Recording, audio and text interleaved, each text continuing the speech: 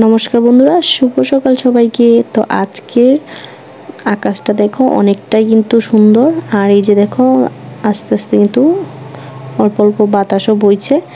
তো দেখতে খুবই ভালো লাগছে, গাছের পাতাগুলো নড়ছে, নীল আকাশ, নীল সাদা আকাশ, তো খুবই সুন্দর লাগছে।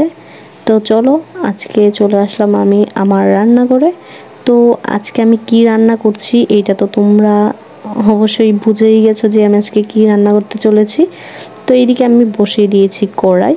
তো কড়াইটা গরম হয়ে যাচ্ছে, তো গরম হয়ে গেলে তারপর আমি এইদিকে দিয়ে দেব পেঁয়াজ।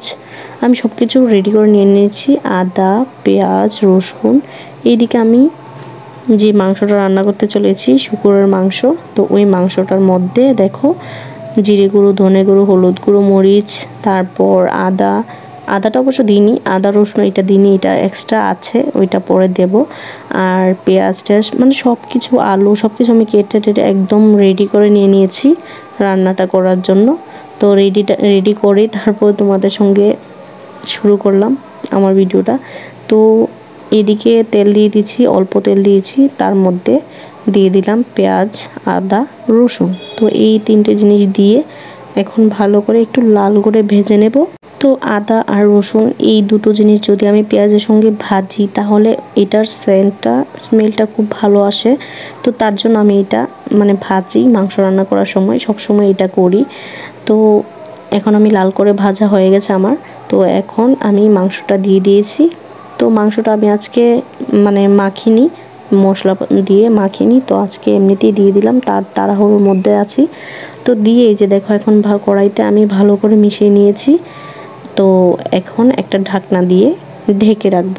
তোমাদের কার কার এই মাংসটা খেতে পছন্দ অবশ্যই আমাকে জানাবে।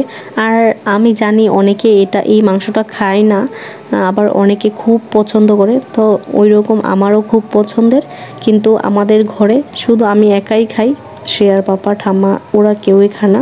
তো শ্রেয়াকেও আমি খাওয়াই না এই মাংসটা, শুধু আমি একাই খাই। আমার কাছে খুবই ভালো লাগে, মাঝে মধ্যে খাই, সব সময় খাই না, অনেক দিন বাদে বাদে একটু খেলাম। তো এইরকম আর কি। তো ভালো করে মাংসটা কিন্তু একদম লাল করে ভাজা হয়ে গেছে। আর এইদিকে আমি গরম জল করে রেখেছিলাম চুলায়। তো গরম জলটা এই যে দেখো এখন দিয়ে দিচ্ছি, কারণ এখন তেলটা কিন্তু গলা শুরু হয়ে গেছে। এখন যত ভাজবো এতই তেল উঠবে, মানে তেলগুলো গলে যাবে। তো তার জন্য এই যে গরম জল করে নিয়েছি, গরম জল দিয়ে দিয়েছি এখন। তো দিয়ে এখন ভালো করে আমি ফুটিয়ে নেব, কারণ এই মাংসটা অনেকক্ষণ সময় নিয়ে জাল করতে হয়। মানে আমি যতটুকু জানি ততটুকুই বললাম আর কি। তো আমি এইরকমভাবেই রান্না করি, অনেকক্ষণ সময় ধরেই ফোটাই, জাল করি। তো এই যে দেখো আমি মোটামুটি এক কড়াই ঝোল দিয়েছিলাম, তো এইটুকু এবার ঝোল টিকলো। তো এখন আমি নামানোর পালা। তো এখন আমি নামিয়ে নেব। নামানোর আগে কিন্তু আমি এলাচ, দারচিনি গুঁড়ো দিয়েছি। তো দিয়ে এখন চুলাটা দেখলেই যে বন্ধ করে দিয়েছি, এখন আমি নামিয়ে নেব। আর দেখো মাংসটা কিন্তু খুব ভালো করে সিদ্ধ হয়েছে। এই যে দেখো একদম তেলটা কিন্তু একদম দু টুকরো হয়ে যাচ্ছে, একদম পুরো নরম হয়েছে মাংসটা। মানে মাংসটা খুব ভালো। অনেক সময় কি হয় মানে মাংস শক্ত পড়ে বা তেলগুলো একদম কাটতেই চায় না, এরকম হয়। তো আজকের মাংসটা খুবই ভালো। তো যাই হোক আলুটাও সিদ্ধ হয়ে গেছে।